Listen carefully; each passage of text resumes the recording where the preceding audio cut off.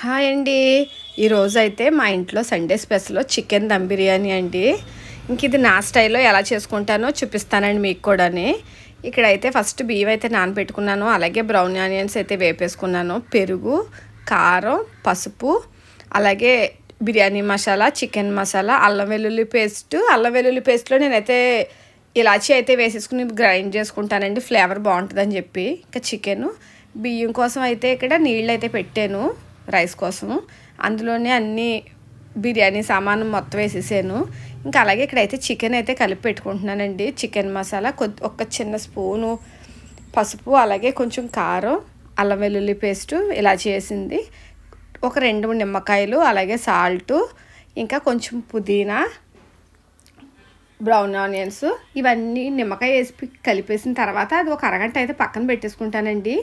ఆ పక్కన పెట్టిన తర్వాత అయితేనే పెరుగు వేసుకుంటాను, లేదంటే పెరుగు వేసామంటే ఫస్టే వాటర్ వచ్చేసి ముక్క అయితే పీల్చుకోదు ఇంకా. అందుకని తర్వాత మొత్తం లాస్ట్లో అయితే బిర్యానీ చేసేటప్పుడు అయితే పెరిగేసి కలుపుతాను. ఇంకా అప్పుడైతే ఇంకా పర్వాలేదు, లేదంటే ముందునే ఇంకా పీల్చుకోదండి. ఇంకా ఈ ఫ్రైడ్ ఆనియన్స్ కూడా ఫస్ట్ వేసేసామంటే ఇంకా అవి క్రిస్పీగా ఉండవు, మొత్తం సాఫ్ట్గా అయిపోతుంది. ఆ ఉల్లిపాయలు వేయించిన నూనె ఉంటుంది కదండి, అదే ఫస్ట్ వేసుకోవాలి. అది వేసుకుంటే దాని ఫ్లేవర్ చాలా బాగుంటుంది. ఇంకా అప్పుడైతే ఇంకా అది వేసేసిన తర్వాత ఇలా చికెన్ అంతా ఒక దాంట్లో, నేనైతే ఇంచుమించు 2 కిలోల చికెన్ అండి ఇది. 2 కిలోల చికెన్కి కేజీన్నర రైస్ వేసాను. కొంచెం చికెన్ ఎక్కువ ఉంటేనే బాగుంటుంది.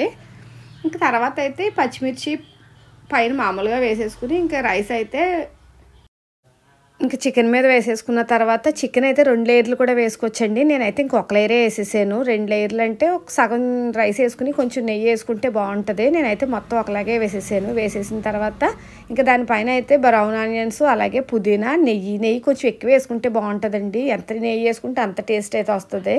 ఇంక నేనైతే నెయ్యి వేసేసుకున్న తర్వాత దానిపైన ఒక మూత పెట్టేసి దానిపైన ఏదైనా బరువు పెట్టాలండి.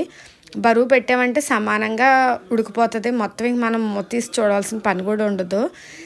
సిమ్లో పెట్టేమో ఒక 20 నిమిషాలు, ఫస్ట్ ఐలో పెట్టాలండి. ఐలో పెట్టి ఒక 10 నిమిషాలు ఉడికిన తర్వాత అప్పుడు సిమ్లో పెట్టేసుకుని ఇంక మనం తీయక్కర్లేదో టైం చూసుకుంటే సరిపోతుంది.